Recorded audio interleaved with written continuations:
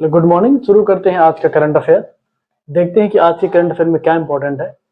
तो ई आगमन कार्ड की सुविधा की गई है दिल्ली हवाई अड्डे पर।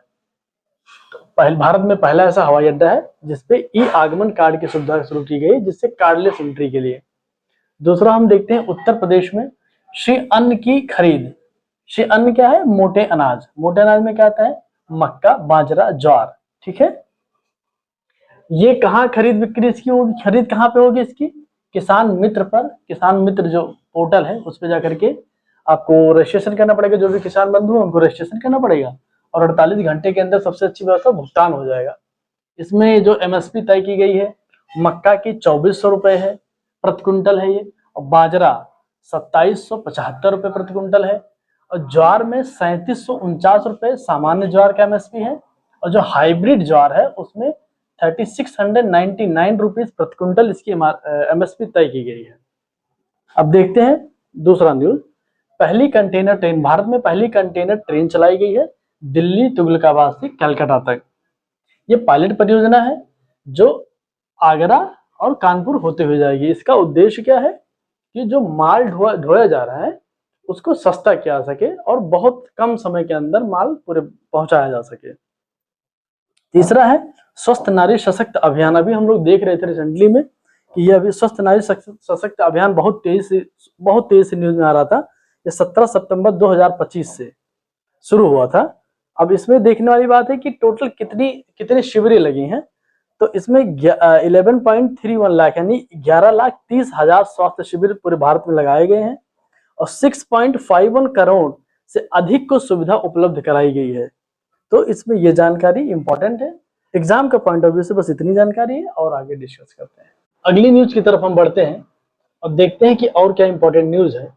देखते हैं कि राष्ट्रीय व्यावसायिक शिक्षा एवं प्रशिक्षण परिषद के द्वारा एक पाठ्यक्रम शुरू किया गया है चाय के ऊपर। उसमें क्या करना है कि चाय की किस्म और चाय की खुशबू को पहचानना है। दूसरा उसका उद्देश्य है कि चाय की गुणवत्ता को पहचानना है। ये कहाँ शुरू किया गया है? ये कुर्सेयांग पश्चिम बंगाल में शुरू किया गया है। अब इसका थोड़ा हम देख लेते हैं ना, स्टैटिक पोर्शन क्या है। डायनामिक तो हमने देख लिया करंट अफेयर में। हम देखते हैं चाय बोर्ड की स्थापना कब हुई। चाय बोर्ड की स्थापना 1 अप्रैल 1954 को हुई। एक्ट कौन सा था? 1953 का एक्ट था, टी एक्ट 1953। अब देख लेते हैं इसका हेडक्वार्टर कहाँ है। इसका हेडक्वार्टर वेस्ट बंगाल में है। इसका स्टैटिक पोर्शन है जो इसी समय अगर हम देख लेते हैं तो ज्यादा अच्छा रहेगा। और दूसरा अब अन्य न्यूज हम देखते हैं कि अब आया है एनसीआरबी का एक डेटा आया है जो केंद्र सरकार जारी करता है। राष्ट्रीय अपराध रिकॉर्ड ब्यूरो 2023 का डेटा है। आया अभी है, आज है, कल है मतलब, लेकिन आधार 2023 का बनाया गया है। अब इसमें दिखाया गया है कि प्रति लाख महिला जनसंख्या पर सबसे अधिक अपराध तेलंगाना राज्य में हुआ है। फिर एक और जो उत्तर प्रदेश से जुड़ा हुआ डेटा इंपॉर्टेंट है कि उत्तर प्रदेश में सबसे अधिक महिला अपराध केस दर्ज किए गए हैं जो 6,381 हैं। ध्यान रखने वाली बात है। और पूरे भारत में कुल महिला अपराध कितने किए गए, मतलब दर्ज किए गए हैं? 4,48,211। ये एनसीआरबी का डेटा है, बहुत इंपॉर्टेंट डेटा है। आगे हम हो सकता है कि इस पर डिटेल वीडियो बनाए क्योंकि डेटा बहुत ज्यादा है। अभी फिलहाल यहाँ तक इतना ही। देखते हैं अगला न्यूज। दुनिया का पहला स्वचालित 3 व्हीलर अपने आप चलेगा, ड्राइवर नहीं रहेगा। इसका नाम है स्वयं गति। अब ये पायलट प्रोजेक्ट में है। पहला स्टेप का पायलट प्रोजेक्ट इसका कंप्लीट हो गया है। आगे भी 2-3 स्टेप में जो भी पायलट प्रोजेक्ट इसके ट्रायल में रहते हैं वो होंगे, लेकिन अभी आज इस पेपर में आया तो इसको हम जानते हैं क्या नाम है, स्वयं गति नाम है इसका। कंपनी का नाम है ओमेगा सीकी मोबिलिटी। ठीक है, तो ये है। और अन्य न्यूज अब हम देखते हैं कि भारत ने 4 यूरोपीय देशों के साथ फ्री ट्रेड एग्रीमेंट साइन किया। ये डेटा बहुत इंपॉर्टेंट नहीं है क्योंकि भारत सरकार अक्सर फ्री ट्रेड एग्रीमेंट अभी साइन कर रही है जब से भारत और अमेरिका का ट्रेड वार चल रहा है। तो जैसे जैसे इसमें एग्रीमेंट्स होते रहेंगे उसमें हम आगे आपको अपडेट कराते रहेंगे। तो अब हम खेल में देखते हैं कि खेल में क्या इंपॉर्टेंट गतिविधियां हुई हैं कल के दिन में। तो देखते हैं कि जैसा कि मैंने कल आपको बताया था कि विश्व पैरा एथलेटिक्स 2025 चल रहा है जो दिल्ली में जिसका आयोजन हो रहा है।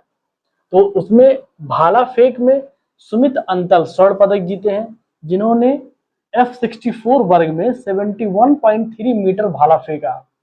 दूसरा है चक्का फेंक। चक्का फेंक में योगेश कथुनिया रजत पदक जीता, इन्होंने यानी कि चांदी जीता है। और 42.49 मीटर इन्होंने फेंका।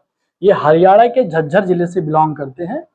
देखते हैं क्रिकेट महिला विश्व कप, जैसा कि हमने बताया था कि विश्व कप भी अभी हाल ही में शुरू हुआ।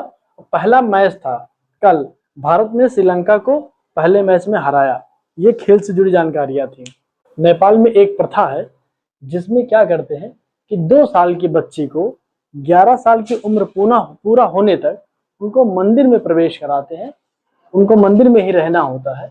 तो अभी कल ही वो चुनी गई हैं, जिनका पद का नाम है कुमारी देवी, और वो बच्ची का नाम है आर्यतारा शाक्य, जो चुनी गई है। इनकी उम्र अभी 2 साल है, ठीक है, 2 से 4 साल के बीच चुना जाता है। इन्हीं उम्र की बच्चियां होनी चाहिए, और 11 वर्ष पूरा होने के बाद उनका कार्यकाल पूरा हो जाता है, उन्हें मंदिर से बाहर निकाल लिया जाता है। इनके चुने जाने का आधार क्या है? आधार है त्वचा, बाल, आंखें बेदाग होने चाहिए, और हमेशा ये 2 साल से 4 साल के बीच में चुनी जाती हैं और 11 साल तक रहती हैं। इन्हें लाल वस्त्र पहनना होता है, मंदिर में रहना होता है। तो कल क्या हुआ है, जब ये चुनी गई हैं तो एक जीवित देवता की तरह इनको रथ पे सवार करके और नेपाल की सड़कों पे घुमाया गया है, और उसके बाद मंदिर में प्रवेश कराया गया, जहाँ पे लोगों की कतारें लगी थी इनके पैर छूने के लिए। ये वहाँ की एक बहुत ही अच्छी प्रथा है। तो ये रहा आज का करंट अफेयर। हम करंट अफेयर पे बराबर वीडियो बनाते रहेंगे, सरल भाषा में बनाते रहेंगे। अभी हम 2 पेपर न्यूज़पेपर कवर कर रहे हैं, एक जनसत्ता कर रहे हैं, एक दैनिक जागरण कर रहे हैं। यदि आप लोग का अच्छा सपोर्ट रहेगा, लाइक करिए, सब्सक्राइब करिए, लोगों को शेयर करिए, अच्छा लगता है तो आगे हम अभी इंडियन एक्सप्रेस भी बनाएंगे और द हिंदू को भी इन्वॉल्व करेंगे, क्योंकि बहुत टाइम टेकिंग है, बहुत टाइम लग रहा है। बहुत बहुत धन्यवाद देखने के लिए।